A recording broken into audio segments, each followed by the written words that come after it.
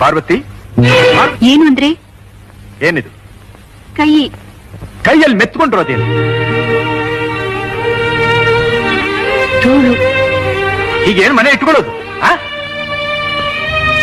ಅದಕ್ಕೆ ಹುಷಾರಿಲ್ಲ, ಕೆಲಸದೋಳ್ ರಜಾ. ಅದನ್ನೇ ನೆಲ ವರ್ಷ ಬಟ್ಟೆ ಅಂತ ತಿಳ್ಕೊಂಡಿದ್ಯಾ, ಎಲ್ಲ ಸೀರೆ ಅಂತ ತಿಳ್ಕೊಂಡಿದ್ಯಾ?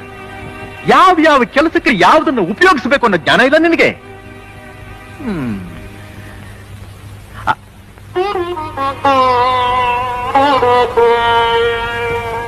ಬೇಜಾರ್ ಮಾಡ್ಕೊಂಡ್ಯಾ? ಏನ್ ಪಾರ್ವತಿ, ನಮ್ಮ ಮದುವೆಯಾಗಿ ಎಷ್ಟು ವರ್ಷ ಆಯ್ತು? 10 ವರ್ಷ. 10 ವರ್ಷ ಆಯ್ತು. ಅಷ್ಟು ವರ್ಷಗಳಿಂದ ಯಾವತ್ತಾದ್ರೂ ನಾನು ಹೇಳಿದೆ ಒಂದು ಕೆಲಸ ಆದ್ರೂ ಅಚ್ಚುಕಟ್ಟಾಗಿ ಮಾಡಿದ್ಯಾ ನೀನು? ಏನ್ ನಗ್ತಿದ್ದೀಯ?